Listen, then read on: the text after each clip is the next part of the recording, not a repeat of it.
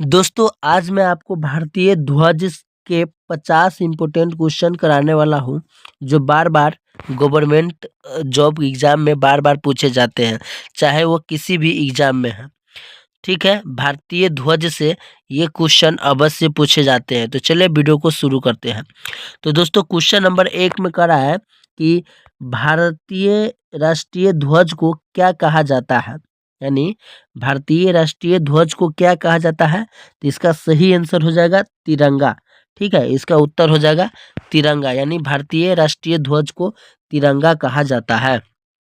चलिए question number 2 में कह रहा है कि भारतीय ध्वज में कुल कितने रंग होते हैं। भारतीय ध्वज में कुल कितने रंग होते हैं, तो इसका आंसर हो जाएगा 3, यानी भारतीय ध्वज में 3 रंग होते हैं।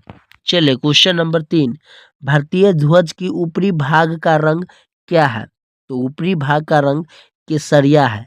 ऊपरी भाग का रंग क्या है, केसरिया, यानी भारतीय ध्वज के ऊपरी भाग का रंग केसरिया है। चलिए अगला क्वेश्चन नंबर 4 में कह रहा है कि भारतीय ध्वज के मध्य का रंग क्या है। यानी जो राष्ट्रीय झंडा होता है, ठीक है, राष्ट्रीय ध्वज होता है, तो उसमें 3 रंग होते हैं। ठीक है, तो 3 रंग में ऊपर वालों को केसरिया कहते हैं और ये बीच वालों को सफ़ेद कहते हैं। ये बीच वाला सफ़ेद रहता है और निचला वाला हरा रहता है। ठीक है, तो चलिए क्वेश्चन नंबर 5 में कह रहा है कि भारतीय ध्वज के निचले भाग का रंग क्या होता है। तब निचले भाग का रंग हरा होता है। चलिए अगला क्वेश्चन नंबर 6, ध्वज के बीच में बना चक्र किस रंग का होता है। तो ध्वज के बीच में बना चक्र नीला रंग का होता है, याद रख लीजिएगा, नीला रंग का। क्वेश्चन नंबर 7 में कह रहा है कि ध्वज के मध्य बने चक्र को क्या कहते हैं। यानी जो ध्वज के मध्य जो चक्र बना रहता है इस तरीका से, ठीक है, तो उस चक्र को क्या कहते हैं, तो उसे अशोक चक्र कहते हैं, याद कर रख लीजिएगा। ठीक है, चलिए अगला क्वेश्चन है क्वेश्चन नंबर 8, अशोक चक्र में कितनी तिलियाएं होती है। जी हाँ दोस्तों, ये काफ़ी ज़्यादा इंपॉर्टेंट क्वेश्चन है, बार बार क्वेश्चन पूछा जाता है। जो अशोक से चक्र होता है और उसमें कुछ इस तरीका का आपका ट्रेन देखे होइएगा, तो इसमें जो तिलिया है वो कितनी तिलिया होती है, तो वो 24 तिलिया होती है। जैसे इसको काउंट करते हैं 1 2 3 4, इस तरीका के इसमें 24 तिलिया होती है। ठीक है, चलिए क्वेश्चन नंबर 9 में कह रहा है कि अशोक चक्र किस सम्राट से संबंधित है। तो ऑप्शन नंबर है अशोक सम्राट से।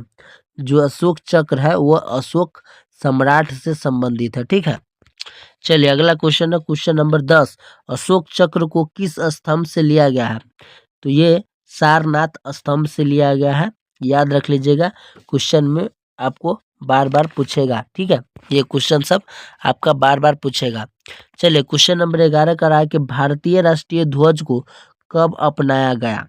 जो भारतीय राष्ट्रीय ध्वज है वो कब अपनाया गया, तो 1900, इसका आंसर हो जाएगा 22 जुलाई 1947 ईस्वी को। ठीक है, चलिए अगला क्वेश्चन है क्वेश्चन नंबर 12 में कह रहा है कि भारतीय ध्वज को किसने डिजाइन किया था। जी दोस्तों, ये क्वेश्चन सब काफ़ी ज़्यादा पूछा जाता है कि भारतीय ध्वज को किसने डिजाइन किया था, तो पिंगली बैकिया ने। ठीक है, चलिए क्वेश्चन नंबर 13 का रहा है कि भारतीय ध्वज पहली बार कब फहराया गया। ऑप्शन नंबर देखिए, भारतीय ध्वज पहली बार कब फहराया गया, तो इसका उत्तर हो जाएगा 7 अगस्त 1906 को। 7 अगस्त 1906 को। क्वेश्चन नंबर 14, पहली बार भारतीय ध्वज कहाँ फहराया गया, तो इसका सही आंसर हो जाएगा कोलकाता में। ठीक है, कोलकाता में। चलिए क्वेश्चन नंबर 15, ध्वज में केसरिया रंग किसका प्रतीक है। अगर आपसे कोई पूछ दे कि ध्वज में केसरिया रंग किसका प्रतीक है, तो त्याग और साहस का। ठीक है, त्याग और साहस का। और सफेद रंग किसका प्रतीक है, यानी ध्वज में सफेद रंग किसका प्रतीक है, तो शांति और सत्य का। ठीक है, केसरिया त्याग और साहस का और सफेद शांति और सत्य का। और हरा रंग किसका प्रतीक है, तो समृद्धि और हरियाली का प्रतीक है, ठीक है, समृद्धि और हरियाली का प्रतीक है। क्वेश्चन नंबर 18, अशोक चक्र किसका प्रतीक है? ऑप्शन नंबर ए,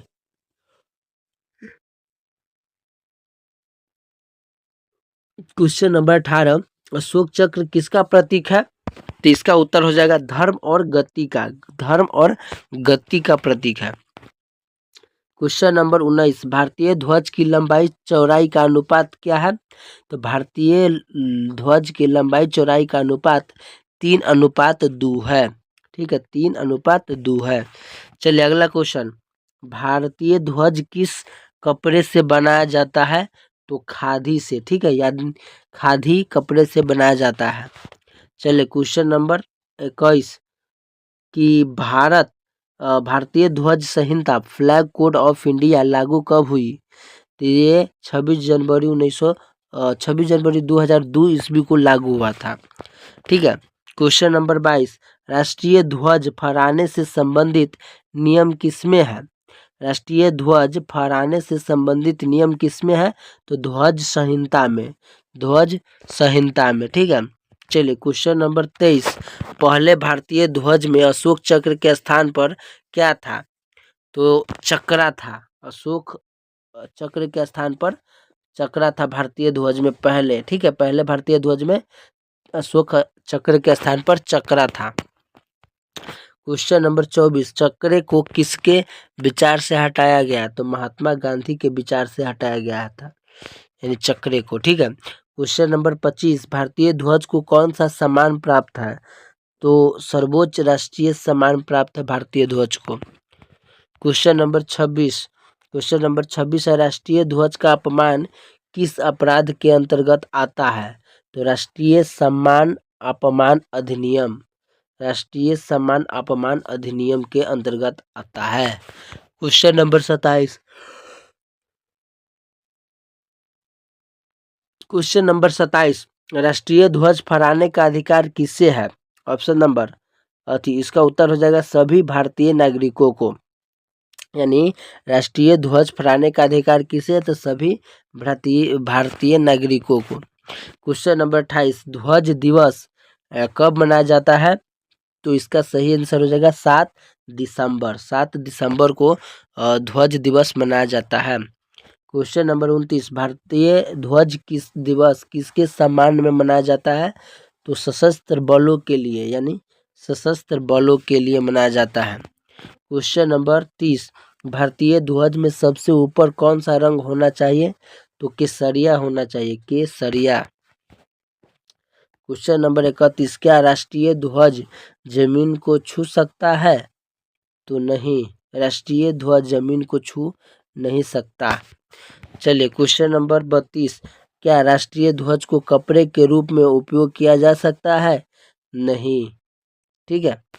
चलिए अगला क्वेश्चन, क्वेश्चन नंबर 33, राष्ट्रीय ध्वज को किस समय फहराया जाता है? ये काफ़ी ज़्यादा क्वेश्चन है, काफ़ी ज़्यादा अच्छा क्वेश्चन है कि राष्ट्रीय ध्वज को किस समय फहराया जाता है, और उसका आंसर हो जाएगा सूर्य उदय से सूर्यास्त तक, यानी सूर्य उदय से लेकर सूर्यास्त तक। क्वेश्चन नंबर 34, ध्वज को किस दिशा में झुकाया जाता है? ध्वज को किस दिशा में झुकाया जाता है? तो किसी भी दिशा में नहीं, यानी किसी भी दिशा में ध्वज को झुकाया नहीं जाता है। क्वेश्चन नंबर 35, भारतीय ध्वज का आकार कैसा होना चाहिए? तो आयताकार होना चाहिए, ठीक है, आयताकार होना चाहिए। क्वेश्चन नंबर 36, भारतीय अंतर्राष्ट्रीय ध्वज के निर्माण की जिम्मेवारी किस संस्था की है? खादी एवं ग्रामोद्योग आयोग के, खादी एवं ग्रामोद्योग आयोग के। क्वेश्चन नंबर 37, भारत के किस राज्य में राष्ट्रीय ध्वज बनाया जाता है? तो इसका उत्तर हो जाएगा कर्नाटक, यानी कर्नाटक में। भारत के किस राज्य में ध्वज बनाया जाता है? तो कर्नाटक में। क्वेश्चन नंबर 38, राष्ट्रीय ध्वज को आधा झुकाना किस अवसर पर होता है? राष्ट्रीय ध्वज को आधा झुकाना किस अवसर पर होता है? शोक दिवस पर, शोक दिवस पर, ठीक है, इसका सही आंसर हो जाएगा शोक दिवस पर। क्वेश्चन नंबर 39, भारतीय ध्वज को फहराने की अनुमति किस अधिनियम से मिली? तो सुप्रीम कोर्ट निर्णय 2001 से। सुप्रीम कोर्ट निर्णय 2001 से। क्वेश्चन नंबर 40, राष्ट्रीय ध्वज का सही क्रम क्या है? तो केसरिया, सफेद और हरा। ठीक है, पहले केसरिया, उसके बाद सफेद और हरा। क्वेश्चन नंबर 41, क्या राष्ट्रीय ध्वज को रात में फहराया जा सकता है? उत्तर, विशेष परिस्थिति में, यानी विशेष परिस्थिति में रात को फहराया जा सकता है। क्वेश्चन नंबर 42, राष्ट्रीय ध्वज का प्रयोग वाहन पर कौन कर सकता है? तो संवैधानिक पदाधिकारी। संवैधानिक पदाधिकारी उपयोग कर सकता है। राष्ट्रीय ध्वज का प्रयोग वाहन पर कौन कर सकता है? संवैधानिक पदाधिकारी। क्वेश्चन नंबर 43, अशोक चक्र का व्यास क्या दर्शाता है? अशोक चक्र का व्यास क्या दर्शाता है? तो नियंत्रण और प्रगति को। नियंत्रण और प्रगति को। क्वेश्चन नंबर 44, ध्वज संहिता कितने भागों में है? तो ध्वज संहिता 3 भागों में है। क्वेश्चन नंबर 45, राष्ट्रीय ध्वज का प्रयोग किन अवसरों पर किया जाता है? तो राष्ट्रीय पर्वों पर। ठीक है, राष्ट्रीय पर्वों पर। क्वेश्चन नंबर 46, राष्ट्रीय ध्वज के साथ किस ध्वज को नहीं रखा जा सकता? उत्तर है, उससे ऊंचा कोई ध्वज नहीं है। राष्ट्रीय ध्वज के साथ किस ध्वज को नहीं रखा जाता है? तो उससे ऊंचा कोई ध्वज नहीं हो। क्वेश्चन नंबर 47, भारतीय ध्वज संविधान के किस अनुच्छेद में है? तो संविधान में वर्णित नहीं है, यानी संविधान में राष्ट्रीय ध्वज वर्णित नहीं है। क्वेश्चन नंबर 48, भारतीय ध्वज का आदर करना किसका कर्तव्य है? तो इसका सही आंसर हो जाएगा प्रत्येक नागरिक का, यानी प्रत्येक नागरिक का भारतीय ध्वज का आदर करना प्रत्येक नागरिक का कर्तव्य है। क्वेश्चन नंबर 49, राष्ट्रीय ध्वज का अपमान करने का पर क्या दंड है? जुर्माना या कारावास? इसका सही आंसर हो जाएगा जुर्माना और कारावास।